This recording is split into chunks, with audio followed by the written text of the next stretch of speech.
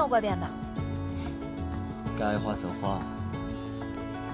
当真？当真。老板娘，你们这儿最贵的是什么呀？胭脂多少钱？50两。那我全要了。哎，可以可以。付钱吧，夫君。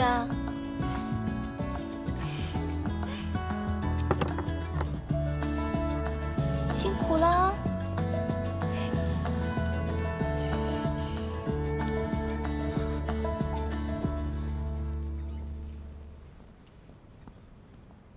他所谓的事，便是要替朕选妃立后，把他家族的人安插到朕的后宫中来掌控朕。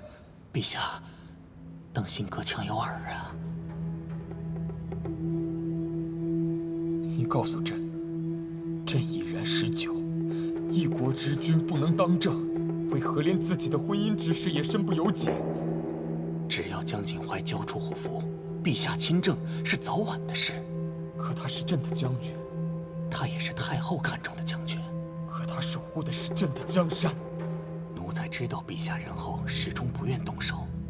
江景怀与宋清宁这桩婚事已成，江景怀会如何，也是听天由命之事，怪不得陛下呀。一国之君，95至尊，竟也要靠如此手段。陛下着实是无需有任何的歉疚。都说江景怀身患重病，是个废人，可自始至终无人知他身患何病。兴许他是装病呢。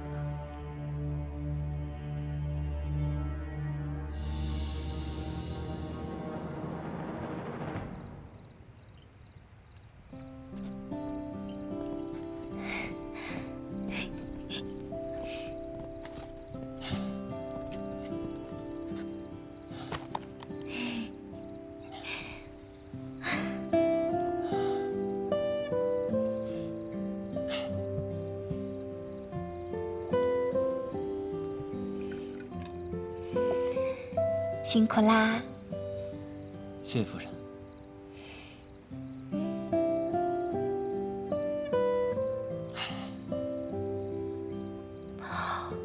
完了。怎么了？我们说买床，结果买了一堆没用的，就是没买成。那就下次在一起呗。下次在一起？在一起呗。反正你比较会挑东西，可以帮我。行呀。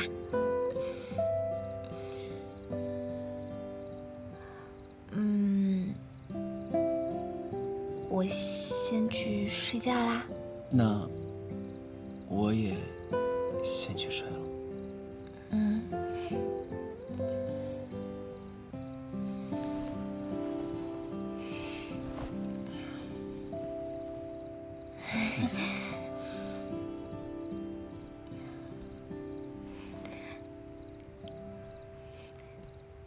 江景怀，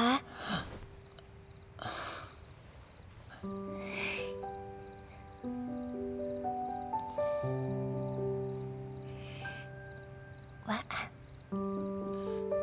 晚安。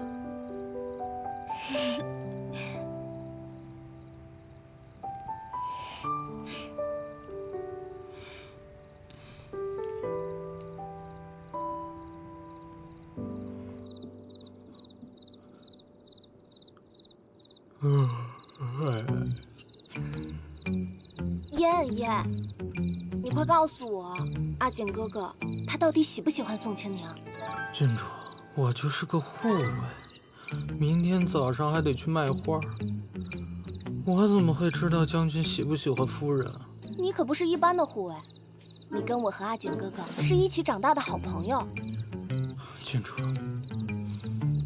，3天，你一到这个时间就过来问我一次，我真的不知道啊。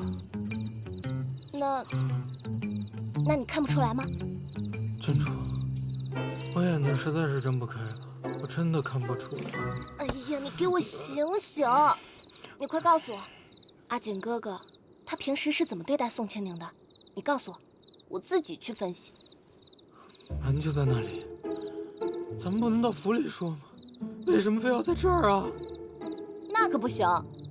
宋清宁要是知道我大晚上不睡觉，过来向你打探他跟阿锦哥哥的进展，他肯定会嘲笑我，我还要不要脸面？哎呀，将军吧，平时挺正常的，哎呀，抠是抠了点儿，但是他沉稳、冷静，沾沾着霸气，从来不做自己掌控不了的事。但他在夫人面前，多多少少有那么一点儿。有点什么？夫人，睡了吗？肚子好疼。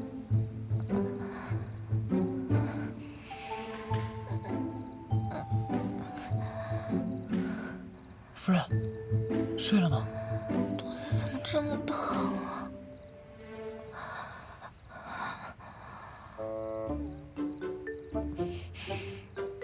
清宁，你睡着了吗？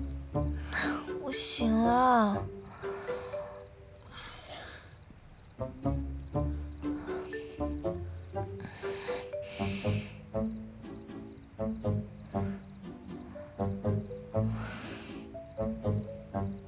清宁，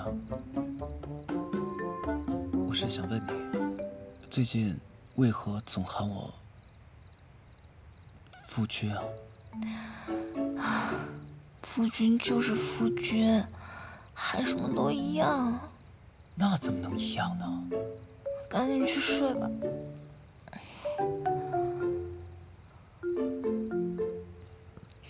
清宁，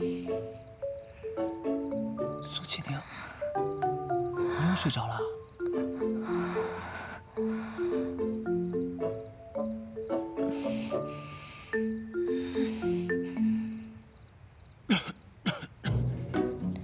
清宁，我好像身体不太舒服，浑身发冷。